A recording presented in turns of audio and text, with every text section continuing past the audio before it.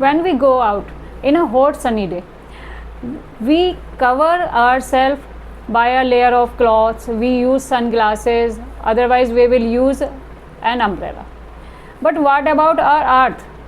For the protection of sun rays we use so many things, but what about our earth? Do you know that our nature has given a giant umbrella to our earth for the protection of UV rays? Yes, this giant umbrella is in form of ozone layer. Yes, what is ozone layer and how this layer protect us from the UV rays and how it is formed? What is ozone layer and where we can found it? चलो जरा देखते हैं क्या होती है ozone layer. Our atmosphere is divided in 5 layers. कितनी layers है? 5 layers में. तो first layer is troposphere. First layer is troposphere in which we live on the ground. यहाँ पर कौन है? हम रहते हैं. And in troposphere aeroplanes, hot balloons, ये सब रहते हैं, देखने को मिलते हैं. उसके बाद में सेकेंड लेयर है आपकी stratosphere. Second layer is stratosphere. In this layer we can find ozone layer. यहाँ पर क्या मिलती है हमें बेटा? ओजोन लेयर देखने को मिलती है. So now we will know what is ozone layer and how this layer protect us from the UV rays and why this is so important for us, that we are saying that our earth has a giant umbrella in the form of ozone layer. चलिए जरा पहले देखते हैं कि ozone layer होती क्या है, कैसे फॉर्म होती है और कैसे प्रोटेक्ट करती है. ठीक है. Ozone layer is a layer of ozone gas. किसकी बनी होती है? ओजोन गैस की. लेकिन ये ओजोन गैस बनती कैसे? ठीक है.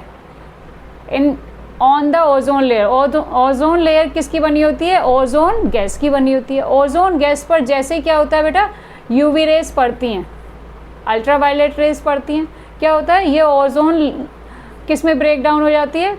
ओजोन ब्रेक डाउन हो जाती है आपके ऑक्सीजन और ऑक्सीजन मॉलिक्यूल्स में, एटम में. 1 सेकेंड. यस, देखो क्या हुआ? ओजोन ब्रेक डाउन है किस में? ऑक्सीजन गैस में और ऑक्सीजन एटम में. Now this oxygen atom will combine with O2 and will form O3. O3 is the sign of ozone. क्या है? O3 किसका साइन है? ओजोन का है. तो इस तरीके से क्या बनती है? एटमॉस्फेयर में ओजोन बनती है, जो क्या है? एक लेयर की फॉर्म में हमारी अर्थ की प्रोटेक्शन करती है. किससे? UV रेज से. ठीक है बेटा.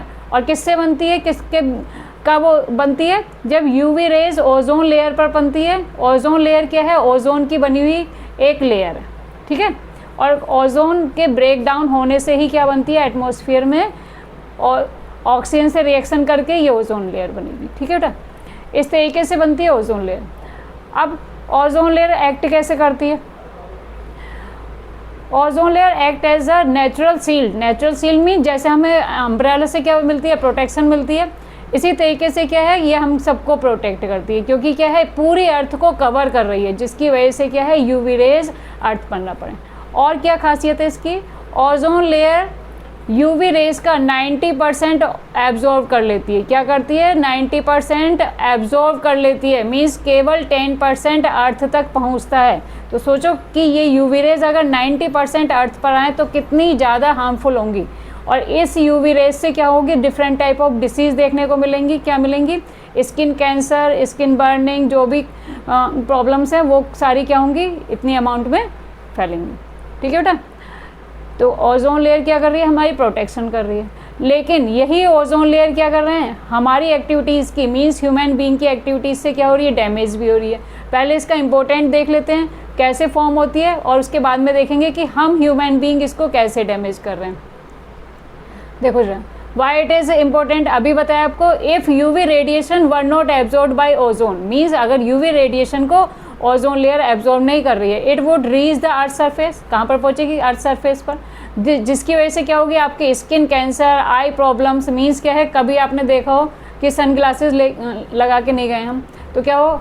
और बहुत ज़्यादा सनी डेज हो तो क्या होगा? हमारी आइज़ में इरिटेशन शुरू हो जाती है. तो वो क्या है? आई प्रॉब्लम्स. किसकी वजह से? UV रेज की वजह से. ठीक है बेटा. Damage to plants and other life form. Ozone act as a natural shield against this radiation. Means क्या है कि एक नेचुरल शील्ड की तरह वर्क करती है। किसकी वजह से?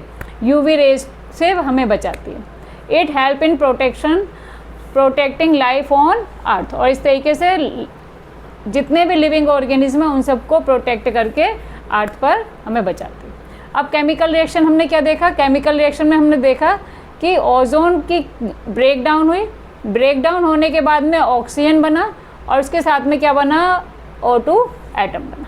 इस तरीके से क्या हुआ? किसके रिएक्शन से बना? जब यहाँ पर यूवी रेज पड़ी, यूवी रेज पड़ने की वजह से ये तीनों फॉर्म हुए। मीन्स क्या? ओजोन के ब्रेकडाउन होने से ऑक्सीजन गैस और ऑक्सीजन एटम हुआ। अब जो ऑक्सीजन एटम फ्री स्टेज में था ये क्या करेगा?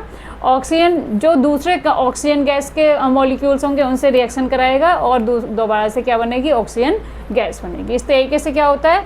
ऑक्सीजन गैस बनती है जो एक लेयर की फॉर्म में पूरे एटमॉस्फेयर में रहती है। अब हमें ये देखना है कि अब हम कैसे नुकसान कर रहे हैं। क्यों मैम ने बोला कि हम ह्यूमन बीइंग इसको हार्म कर रहे हैं? क्या होता है बेटा? जितनी भी फ्रीज करने वाली चीज़ें, मीन्स जैसे रेफ्रिजरेटर है, कूलिंग देने वाली चीज़ें, वो उनमें क्या यूज़ होता है? CFC गैस यूज़ होती है, मीन्स क्लोरोफ्लोरोकार्बन गैस यूज़ होती है। AC, ठीक है, रेफ्रिजरेटर, और जो कूलिंग करने वाले सब्सटेंसेस जैसे स्प्रे हुआ, ठीक है, जो हम अधिकतर समर ब्रेक या समर टाइम में यूज़ करते हैं। ठीक है, अब इनसे क्या होता है बेटा? इनमें ये गैसेस यूज़ होती हैं। इनके बर्न होने के बाद में क्या होता है? ये गैसेस कहाँ आती हैं? एटमॉस्फेयर में आती हैं, जो क्या करती हैं? टॉक्सिक हैं और हमारे एटमॉस्फेयर में एयर पॉल्यूशन का काम कर रही हैं, जो एटमॉस्फेयर में पहुंचकर क्या कर रही हैं? ओजोन लेयर को बर्न करने का काम कर रही हैं, एक तरीके से डैमेज कर रही हैं। ठीक है, अब ये डैमेज को क्या कहते हैं? हम ओजोन लेयर डिप्लीशन बोलते हैं। क्या बोलते हैं? ओजोन लेयर डिप्लीशन बोलते हैं। क्या हुआ था? 1985 में साइंटिस्ट ने क्या ऑब्जर्व किया कि ये जो ओजोन लेयर है ये क्या हो रही है? क्योंकि ये गैसेस की एक लेयर है, तो गैस की एक लेयर है, अगर कहीं से थिन होगी, मीन्स थिक लेयर है, तो थिक लेयर है, तो इस थिक लेयर की वजह से जो यूवी रेज है अर्थ पर आने से पहले क्या हो रही है? वापस क्या हो रही है? उनको एब्जॉर्ब कर लिया जा रहा है, ओजोन लेयर एब्जॉर्ब कर रही है। लेकिन अगर यही लेयर क्या हो जाएगी? थिन हो जाएगी, तो क्या होगी? वहाँ से जो ये यूवी रेज है वापस कहाँ आएंगी? अर्थ पर आएंगी, और इस तरीके से क्या होगी? स्किन डिसीज़ होंगी। तो हम बात कर रहे थे कि ओजोन लेयर डिप्लीशन का पता कैसे चला? पता चला साइंटिस्ट ने क्या ऑब्जर्व किया? 1985 में ऑब्जर्व किया गया कि ये जो ओजोन लेयर है इसका डिप्लीशन हो रहा है। मीन्स क्या है? ओजोन लेयर थिन होती जा रही है। इस इमेज से हमें पता चल सकता है, देखो जरा, इसमें क्या पता चल रहा है? ये फर्स्ट है, इसमें हमने देखा कि यहाँ पर जो ओजोन लेयर है उसकी जो थिकनेस है वो कम है, लेकिन 1985 में साइंटिस्ट ने देखा, उसके बाद में हमने क्या देखा? यहाँ पर 1987 में थिकनेस क्या हो गई? कम हो गई, और उसके बाद में नेक्स्ट ये देखो जरा 2006 में ये क्या है? ओजोन लेयर की थिकनेस कम होती जा रही है। इस तरीके से सुना भी होगा कि ओजोन लेयर में होल हो गया है। होल नहीं हो गया है, वो क्या है? ओजोन लेयर डिप्लीशन बोलते हैं इसको, क्योंकि ओजोन लेयर कम हो रही है।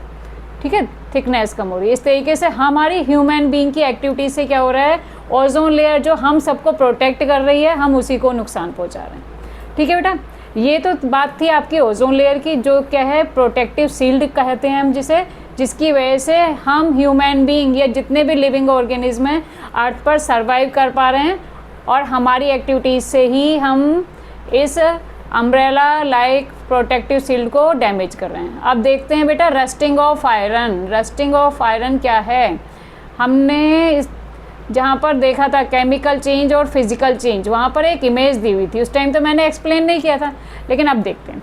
बेटा आपने देखा होगा कभी, जैसे आपके घर में कुछ आयरन आर्टिकल्स हों, मीन्स यूजलेस आर्टिकल्स हैं, कोई चेयर है ना, कोई फोल्डिंग है, कहाँ पर पड़ा हो? छत पर पड़ा हो, मीन्स बारिश के टाइम में पड़ा हुआ हो, वहाँ पर बहुत ज़्यादा मॉइस्चर हो, एयर है, ऑक्सीजन है, तो क्या होता है? कुछ टाइम के बाद में बारिश के मॉइस्चर के कांटेक्ट में रहने के बाद में उनका जो कलर है वो क्या हो जाता है? चेंज हो जाता है, होता है। तो उसी को हम क्या कहते हैं? रस्टिंग ऑफ आयरन कहते हैं। लेकिन ये रस्टिंग ऑफ आयरन होता क्या है? इसमें क्या रिएक्शन होता है? क्या ये फिजिकल चेंज का एग्जाम्पल है या केमिकल चेंज का एग्जाम्पल है? चलो जरा समझते हैं। What is rusting of iron? होता क्या है बेटा? पहले डिफाइन कर लेते हैं, फिर देखते हैं। ठीक है बेटा, when an iron object is left in damp air for a considerable time, means लंबे टाइम तक क्या हुआ, हमने आयरन ऑब्जेक्ट को छोड़ दिया। कहाँ पर? खुले में, मीन्स जहाँ पर उसको मॉइस्चर मिल सके और क्या है, ऑक्सीजन भी मिल सके। क्या होता है, it get covered with a red brown flaky substance called rust. क्या होता है, इसकी जो इस पर एक लेयर जम जाती है, किस कलर की, रेड ब्राउन कलर की, जिसको हम रस्ट बोलते हैं।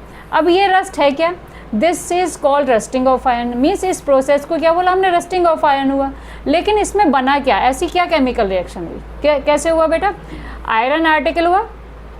देखो जरा यहाँ पर क्या लिया हमने, आयरन आर्टिकल लिया,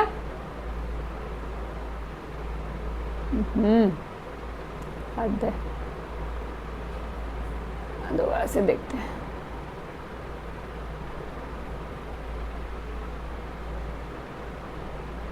नहीं हो रहा, नहीं हो रहा।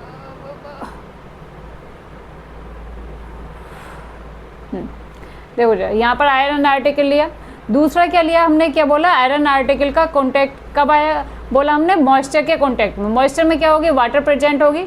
दूसरा क्या हुआ आपका, ऑक्सीजन, सॉरी, आयरन किसके साथ मिलने पर, ऑक्सीजन, और वाटर के साथ मिलने पर क्या बना रही है यहाँ पर, आयरन ऑक्साइड, जिसको हम कह रहे हैं रस्ट।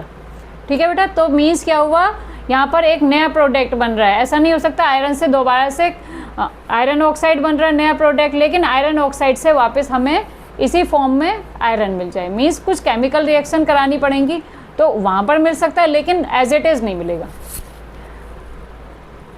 अब जरा देखो, इसको बोला हमने रस्ट, ठीक है, किसकी रिएक्शन से मिला हमें, ऑक्सीजन और वाटर के रिएक्शन से हमें आयरन ऑक्साइड मिला।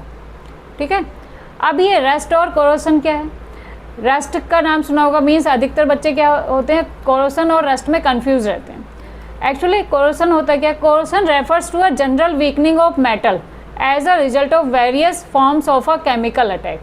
मीन्स डिफरेंट टाइप की मेटल्स पर केमिकल रिएक्शंस होने के बाद में जो उनकी डैमेज होती हैं वो मेटल्स, उसी को क्या बोलते हैं, कोरोसन। अब ये रस्ट क्या है, रस्ट भी क्या है, कोरोसन का एक एग्जाम्पल है। Rust is a type of corrosion that occurs when iron and other metals, क्या है, आयरन जब रिएक्शन करती है किसके साथ में, ऑक्सीजन के साथ में और वाटर के साथ में। मीन्स क्या हुआ, रस्ट किसका एग्जाम्पल हुआ, कोरोसन का एग्जाम्पल हुआ। मीन्स कोरोसन में क्या इंक्लूड होंगी, दूसरी टाइप की मेटल्स भी इंक्लूड होंगी।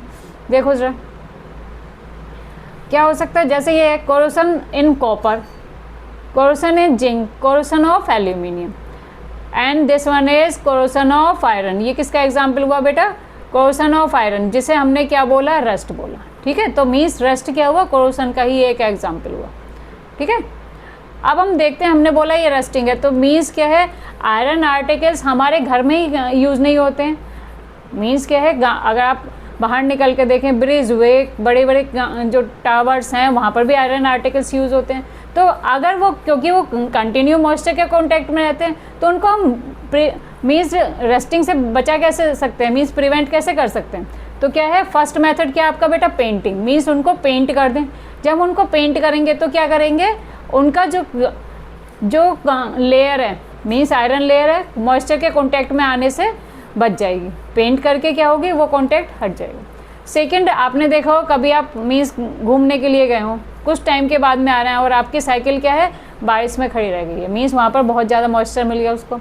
तो जो हमारे साइकिल है, तो उसमें क्या हुआ, गियर, चेन, तो ये हमारे आयरन से बने होते हैं। मीन्स बाकी जगह क्या होती है, वो पॉलिश सरफेस होती है, लेकिन जो चेन और गियर होते हैं यहाँ पर क्या होते हैं बेटा, आयरन आर्टिकल होती है, आयरन पे पेंटेड नहीं होती। तो वहाँ पर हमें एक रेड कलर की लेयर देखने को मिलती है, वो भी किसका एग्जाम्पल है, आपका रस्ट का एग्जाम्पल है। तो उसको कैसे प्रिवेंट करते हैं, क्या करते हैं, वहाँ पर या तो ऑयलिंग करते हैं या ग्रीस करते हैं, जिससे हम उस रस्टिंग को हटा सकें। थर्ड बोला, बकेट्स, जो भी हम आर्टिकल्स यूज़ करते हैं, मीन्स डिफरेंट थिंग्स यूज़ करते हैं, तो वो किसकी एग्जाम्पल हुआ, this bucket is made of iron sheet coated with zinc. क्या किया, कोटेड, मीन्स उसको एक लेयर पहना दी, एक तरीके से कवर कर दिया, किससे, जिंक मेटल से। इसी प्रोसेस को क्या बोलते हैं, गैल्वेनाइज्ड आयरन। इसको क्या बोला, क्योंकि वहाँ पर जिंक की लेयर से उसको कवर कर दिया, तो क्या किया, गैल्वेनाइज्ड आयरन शीट। अब ये गैल्वेनाइज्ड आयरन शीट बनती कैसे हैं और इस प्रोसेस को क्या बोलते हैं, इसको बोला जाता है galvanisation. And what is galvanisation, चलो जरा पहले गैल्वेनाइजेशन देख लेते हैं, ठीक है।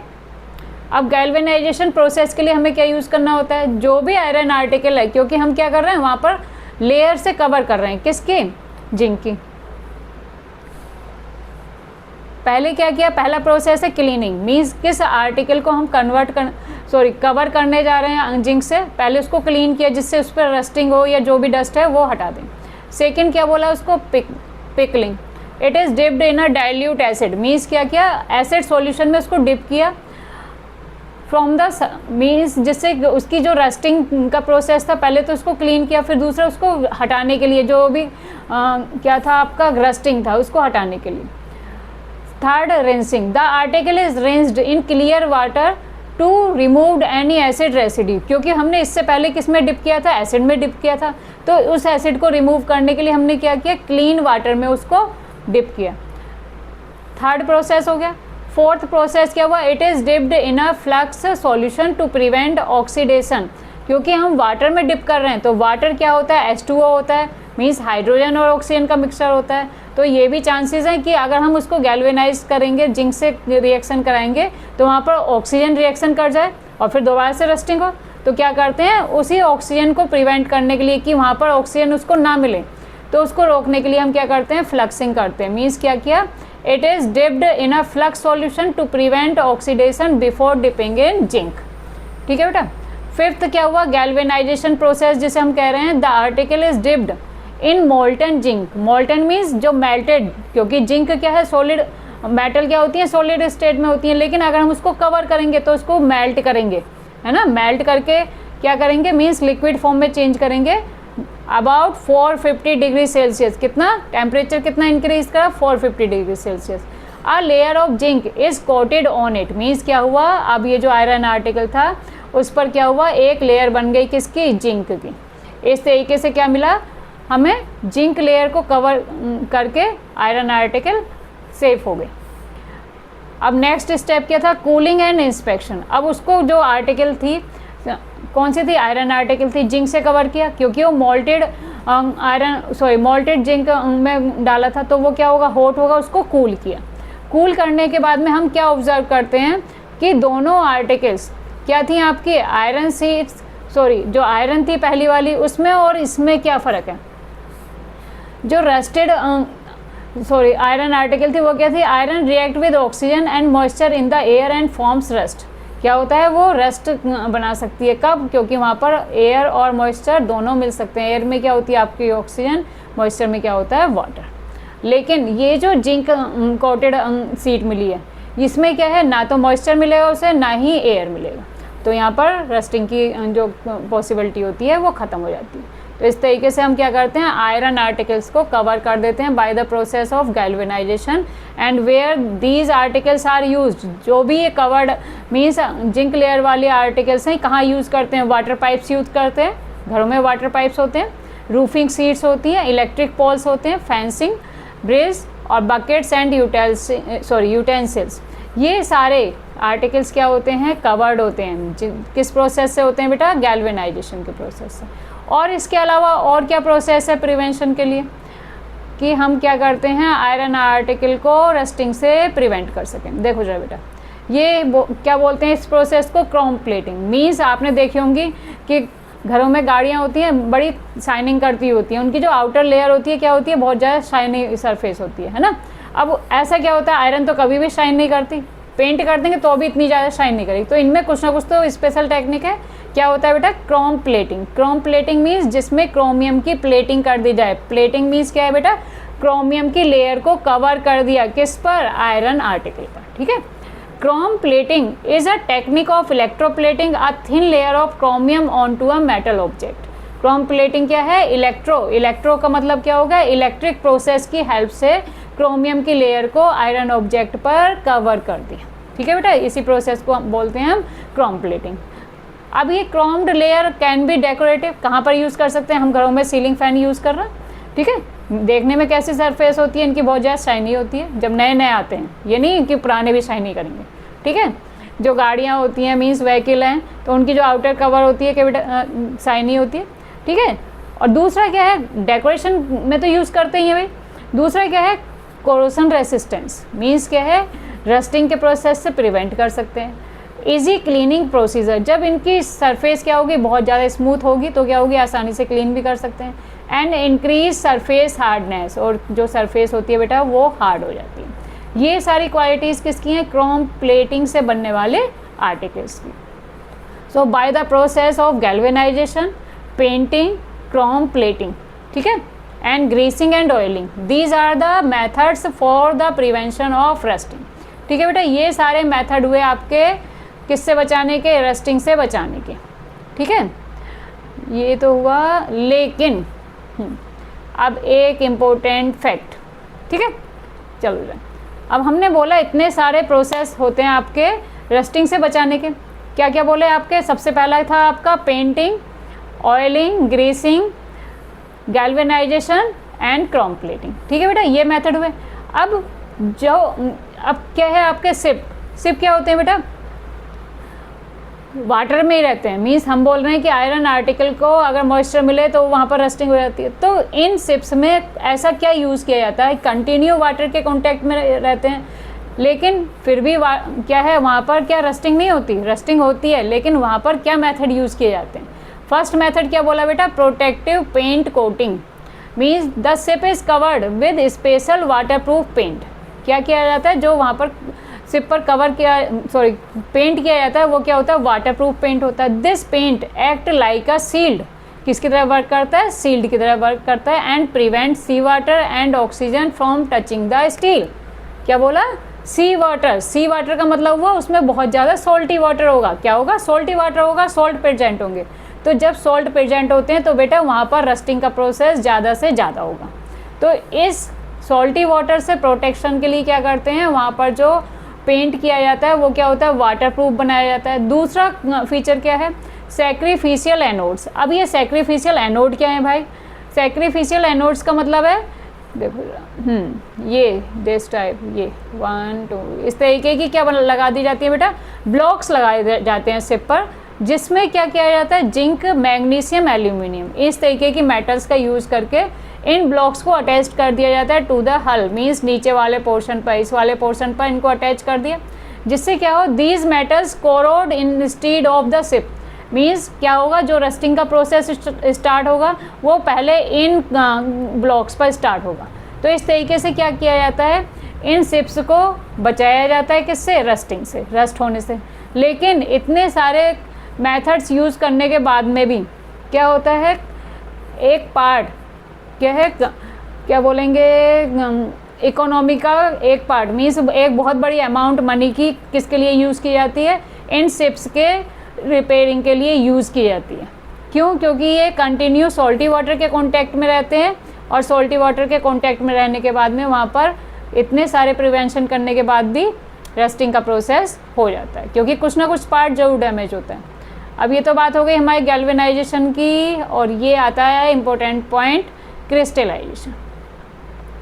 देखो जरा, अब ये क्रिस्टलाइजेशन प्रोसेस क्या होता है, पहले देखते हैं ये क्रिस्टलाइजेशन जरूरी क्यों है, हमें क्यों जरूरत पड़ी।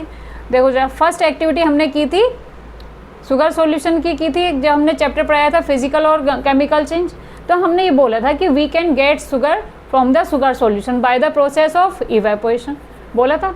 अब वहाँ पर मैंने बोला था कि इवेपोरेशन के प्रोसेस से शुगर मिल जाती है वापस शुगर शुगर सॉल्यूशन से, ठीक है। लेकिन वो जो शुगर होगी क्या वो प्योर स्टेज में होगी, प्योर फॉर्म में नहीं होगी। प्योर फॉर्म में कब मिलेगी, जब हम क्रिस्टलाइजेशन प्रोसेस का यूज़ करेंगे, ठीक है, ठीक है। अब जरा देखो, जो हमें सॉल्ट मिलता है, तो वो जो सॉल्ट होता है वो भी तो हमें क्रिस्टलाइजेशन प्रोसेस से मिलता है, लेकिन कैसे मिलता है, क्या हम उसे इवेपोरेशन प्रोसेस से प्योर फॉर्म में मिलेगा, नहीं मिलेगा। अब उसके रीज़न क्या है, ज़रा देखो, sea water contain salt dissolve in it, हमें सी वाटर से क्या मिलता है, सॉल्ट मिलता है। अब the process of evaporation is not a good technique of separation, हमने बोला इवेपोरेशन के प्रोसेस से मिलने वाला जो भी सॉल्ट, शुगर, मटेरियल्स हम यूज़ करते हैं तो वो प्योर स्टेज में नहीं होता। और क्या वजह है, first the soluble impurities don't get removed in the process of evaporation of a salt solution. Means क्या बोला, जो मीन्स जो आपके इम्प्योरिटीज़ होती हैं, एक तो सोल्यूबल होती हैं, एक इनसोल्यूबल होती हैं। मीन्स जो इनसोल्यूबल है, मीन्स जो उसमें पूरी तरह से घुल नहीं सकती, उनको तो फिल्टर करके आपने रिमूव कर दिया, लेकिन जो उसके अंदर मिक्स हैं, सॉल्व हो गई, सोल्यूबल हैं, उनको कैसे रिमूव करेंगे? उनको रिमूव नहीं कर पाते, ठीक है। मीन्स प्योर स्टेज में हमें सब्सटेंस नहीं मिलेगा। Second, the crystal of salt obtained by the process of evaporation are small. जो क्रिस्टल फॉर्म में हमें सब्सटेंस मिलता है, सॉल्ट, मिश्री, मीन्स शुगर वगैरह, ये सब क्या है, प्योर फॉर्म में नहीं होते, है ना। क्या होते हैं, बहुत ज़्यादा स्मॉल होते हैं और आसानी से क्लियरली दिखाई नहीं देते। तो ये दो रीजन्स हुए that we can not use evaporation, so at the last we have to use crystallisation. ठीक है बेटा, ये वजह थी हम इवेपोरेशन के प्रोसेस को क्यों यूज़ नहीं करते और क्रिस्टलाइजेशन की नीड क्यों पड़ी। ठीक है, so large crystal of pure substance can be obtained from their solution by the process of crystallization. So the solid substance are usually purified by the process of crystallization. लेकिन ये होता कैसे है भाई? क्रिस्टलाइजेशन प्रोसेस को समझना जरूरी है। ठीक है बेटा, जरा देखो, आपके एनसीईआरटी में बेटा एग्जाम्पल दिया गया है कॉपर सल्फेट का। ठीक है, एनसीईआरटी से ही एग्जाम्पल लेते हैं। क्या बोला? We will okay large crystal of pure, एक सेकेंड जरा देखो जरा, हाँ, प्योर फॉर्म में जो आपके क्रिस्टल होते हैं इस तरीके के फॉर्म में होते हैं। मीन्स जो हमें सॉल्ट मिलता है, मिश्री मिलती है, प्योर फॉर्म में मिलती है, कभी भी इम्प्योर नहीं होती। तो बेटा क्रिस्टलाइजेशन के प्रोसेस से जो हमें क्रिस्टल मिलते हैं इस तरीके के फॉर्म में मिलते हैं। ठीक है, अब जरा देखो हमने कौन सा एग्जाम्पल ले रहे हैं, कॉपर सल्फेट। क्या लिए? क्रिस्टल लिए, किसके? Pure copper sulphate, sorry, how large crystal of pure copper sulfate can be obtained from an impure sample of copper sulfate powder by the process of crystallization. yes, starting में मैंने गलत बोला था। Pure copper sulphate को कैसे pure कर लेंगे भाई? इम्प्योर को ही प्योर करेंगे ना। तो क्या दिया? Impure sample of copper sulphate. ठीक है बेटा, चलो जरा एक्टिविटी स्टार्ट करते हैं, है ना। By the experiment we will know how we can get pure form of crystal. देखो जरा, इन दिस एक्टिविटी क्या लिया हमने? कॉपर सल्फेट सॉल्यूशन फॉर्म में लिया, कॉपर सल्फेट लिया, यहाँ पर लिया। अब उसको क्या किया? स्टिर किया, मीन्स कंटिन्यू घुमाया। कब तक घुमाया? जब तक क्या एक सैचुरेटेड सॉल्यूशन नहीं मिल गया। सैचुरेटेड सॉल्यूशन मीन्स उस सॉल्यूशन से ज़्यादा अमाउंट उसमें हम डिसॉल्व नहीं कर सकते। ठीक है, हीट करने पर मीन्स एक टेम्परेचर पर जो अमाउंट हम उसमें डिसॉल्व कर सकते हैं, वहाँ तक, उससे ज़्यादा अमाउंट उसमें हम डिसॉल्व नहीं कर सकते। ठीक है, क्या लिया हमने? कॉपर सल्फेट सॉल्यूशन लिया। उसके बाद में सॉल्यूशन लेने के बाद में उसको स्टिर करना शुरू किया। स्टिर करने के बाद में जब हमने उसको हीट दिया, क्या हुआ? जो इनसॉल्यूबल क्या थी आपकी इम्प्योरिटीज़ थी, वो रिमूव हो जाएंगी। क्या करेंगे वहाँ पर? सेकेंड क्या होगा आपका? पहला था प्रिपेयरिंग आ सैचुरेटेड सॉल्यूशन, सेकेंड क्या हुआ आपका? फिल्टरिंग द, क्या कर दिया मैंने, हाँ, फिल्टरिंग द हॉट सॉल्यूशन। अब उसमें से इम्प्योरिटीज़ रिमूव करने के लिए हॉट सॉल्यूशन को फिल्टर किया, हॉट सॉल्यूशन को फिल्टर किया। फिल्टर करने के बाद में क्या हुआ? Filter the hot saturated solution to remove insoluble impurities, remove हो गई। थर्ड प्रोसेस क्या हुआ आपका? थर्ड हुआ आपका कूलिंग। अब वो इम्प्योरिटीज़ रिमूव करने के बाद में जो सॉल्यूशन हमें मिला उसको क्या किया? कूल करने के लिए रख दिया, उसको रख दिया हमने अलग ठंडा होने के लिए। ठीक है, कूल होने के बाद में हम क्या देखते हैं? Formation of crystal. क्या बनता है वहाँ पर? क्रिस्टल फॉर्म में हमें प्योर फॉर्म सब्सटेंस की मिलने लग जाती है। ठीक है बेटा, first process, first step preparation a saturated solution, second filtering the hot solution, third cooling the filtrate and fourth is formation of crystals. ठीक है बेटा, in this way we can get pure form of the crystal of substance. ठीक है, इस तरीके से हमें क्या मिलता है? प्योर फॉर्म मिलता है। अब यहाँ पर ऑब्जर्वेशन क्या आती है, कैसे डिफाइन कर सकते हैं? जरा देखो क्रिस्टलाइजेशन को। It is a solid liquid operation use to separate a solute from its solution in the form of crystal, means solute. अब तीन टर्म्स होती हैं बेटा, आई थिंक 6th क्लास में आपने पढ़ी होंगी, सोल्यूट, सॉल्वेंट एंड सॉल्यूशन, है ना। सॉल्वेंट जो उसको डिजोल्व कर रहा है, सोल्यूट जिसको डिजोल्व कर रहे हैं, एंड सॉल्यूशन जो मिक्सचर बन के आता है। जैसे जो सॉल्यूशन है आपका नींबू पानी है, नींबू पानी है तो वाटर क्या हो जाएगा उसमें? वाटर और वाटर क्या होगा उसमें, सॉल्यूट या सॉल्वेंट, सॉल्वेंट होगा। और जो उसमें डिज़ोल्व करेंगे मीन्स शुगर, नींबू जो भी डालेंगे वो क्या होंगे आप, सॉल्यूट होंगे। और जो बन के आएगा आपका सॉल्यूशन होगा, नींबू पानी होगा। ठीक है बेटा, इस तरीके से यहाँ पर हमने सॉल्यूट टर्म थी, रिमाइंड करा रही हूँ किस तरीके से। ठीक है, it is a solid liquid operation, means क्या है, सॉलिड और लिक्विड को ऑपरेट कर रहे हैं हम क्या पाने के लिए, क्रिस्टल फॉर्म में किसी भी सॉलिड सब्सटेंस को पाने के लिए, मीन्स उसकी प्योर फॉर्म पाने के लिए। दूसरा क्या बोला, in this operation mass is transferred from the liquid phase to a pure solid crystalline phase, means हमने क्या किया, लिक्विड फेज से सॉलिड क्रिस्टल फॉर्म में कन्वर्ट किया। थर्ड क्या है, crystallisation is an important operation in the chemical industry. क्यों है, क्योंकि डिफरेंट टाइप ऑफ सॉल्ट किससे मिलते हैं, क्रिस्टलाइजेशन प्रोसेस से मिलते हैं, जो क्या है केमिकल रिएक्शन के लिए भी नीडेड होते हैं और हमारी डेली लाइफ में भी नीडेड होते हैं। ठीक है, solubility of the solute in a given solvent is different at different temperature। क्या होता है, कोई भी सोल्यूट कब तक डिसॉल्व होगा वो इस बात पर डिपेंड करता है कि उसको टेम्परेचर कितना दे रहे हैं, मीन्स किसी टेम्परेचर पर किसी सोल्यूट की अमाउंट कितनी डिसॉल्व की जाती है वो डिपेंड करता है कि उसको टेम्परेचर कितना दिया जा रहा है। ठीक है बेटा, अभी हमने देखा था इन स्टेप को यूज़ करके हमने क्रिस्टलाइजेशन का प्रोसेस किया था। ठीक है, अब उसके बाद में हम देखते हैं कि हमारी डेली लाइफ में कौन कौन से सॉल्ट्स यूज़ होते हैं जिनको हम क्रिस्टलाइजेशन प्रोसेस से यूज़ करते हैं। देखो जरा, आयोडाइज्ड टेबल सॉल्ट यूज़ करते हैं। ठीक है, diamond crystal kosher salt, Maldon sea salt flakes, Himalayan pink salt, means इस तरीके के सॉल्ट्स को हम क्रिस्टलाइजेशन से प्योर फॉर्म में पाते हैं। ठीक है, आई होप आपको ये चैप्टर अच्छे से समझ में आ गया होगा। हमने क्या क्या पढ़ा आज, ozone, protective shield, crystallisation and rusting process. So ये सारे क्या हैं आपके, these are the example of chemical change. I hope chemical और फिजिकल चेंज अच्छे से क्लियर हो गया होगा। लाइक एंड सब्सक्राइब जरूर करना। Thank you.